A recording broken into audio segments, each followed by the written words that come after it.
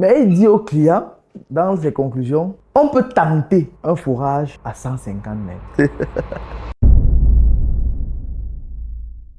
Je vais parler aujourd'hui des chercheurs d'eau et des entrepreneurs. Aujourd'hui, beaucoup d'entrepreneurs sont devenus chercheurs d'eau. Bon, pour ne pas dire géophysiciens, si vous voulez. Beaucoup d'entrepreneurs ont commencé à acheter une machine là. On m'a dit que ça coûte 1 500 000 francs. La machine là permet de trouver l'eau. Même sur la montagne, il y a toujours l'eau avec la machine là. La machine n'a jamais dit que ça n'a pas l'eau. On entend toujours des profondeurs extraordinaires, 150 mètres, 200 mètres. Je vais vous dire pourquoi ça arrive. Ça arrive pour deux raisons. La première raison, c'est la jalousie. La deuxième raison, c'est que les entrepreneurs croient que notre travail est facile. Pourquoi ils croient ça? Ça découle de quelque chose de très bête même. Un entrepreneur a son client. Quelqu'un le contacte pour réaliser son fourrage.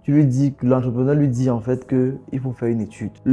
Moi, je viens faire mon étude. Naturellement, on me paye pour que je fasse mon étude. Qu'il y ait l'eau ou pas, mon travail, c'est d'être payé. Je dois donner mon avis. Je viens, disons, je trouve de l'eau. L'entrepreneur fait son devis à partir des conclusions de mon rapport et il va voir son client. Son client trouve que c'est cher et qu'il n'est pas encore prêt. Il attend 1 an, parfois 2 ans. En même temps, l'entrepreneur n'a rien gagné, mais moi, j'ai gagné. Quand je ne trouve pas dans l'eau, je gagne toujours parce que je suis payé. Lui, il ne peut même pas faire son devis. Ils ont commencé à se dire en fait qu'ils peuvent faire le même travail que nous. Ils ont cherché les moyens, ils ont cherché des machines pour pouvoir faire le même travail que nous on fait. Et je vois souvent des choses extraordinaires quand je lis les rapports, comment on voit.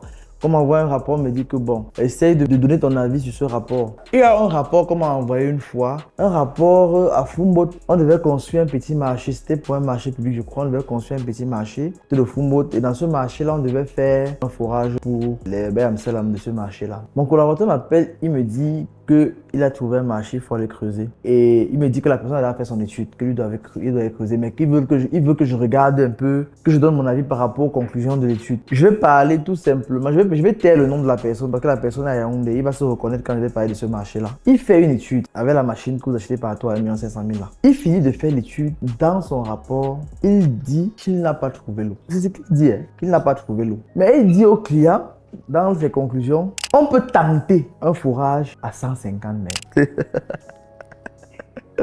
Ouais. C'est pas le travail d'un chercheur d'eau. Un chercheur d'eau arrive sur le terrain. S'il y a l'eau, il dit. S'il n'y a pas l'eau, il dit. Il n'est pas là pour plaire à quelqu'un. Pourquoi je dis ça? Parce que si tu lui dis qu'on peut tenter un fourrage à 150 mètres, tu ne l'aides pas. Tu ne l'aides pas pour la simple et unique raison qu'il aurait pu venir tenter sans te consulter. Il te consulte pour avoir ton avis parce qu'il ne veut pas perdre de l'argent inutilement. Tu es bien un gars de tenter un fourrage qui va coûter 3 millions. On tente 3 millions. On ne tente pas 3 millions. Quand tu viens faire ton étude, les résultats que tu interprètes doivent te permettre de dire s'il y a l'eau, à quelle profondeur et si possible d'estimer la quantité d'eau. Parce que cette estimation-là qui permet souvent au client de s'engager dans la réalisation d'un forage. Il faut bien faire ton travail. Et si tu n'as pas les outils pour bien faire ton travail, forme-toi davantage. Va vers les personnes qui ont la compétence ou bien qui ont de l'expérience que tu n'as pas et apprends. Ne viens pas dire qu'on va tenter. On ne tente pas, ce n'est pas ton argent qu'on perd, que le client va perdre. S'il n'y a pas l'eau, tu lui dis, tu quittes derrière les problèmes.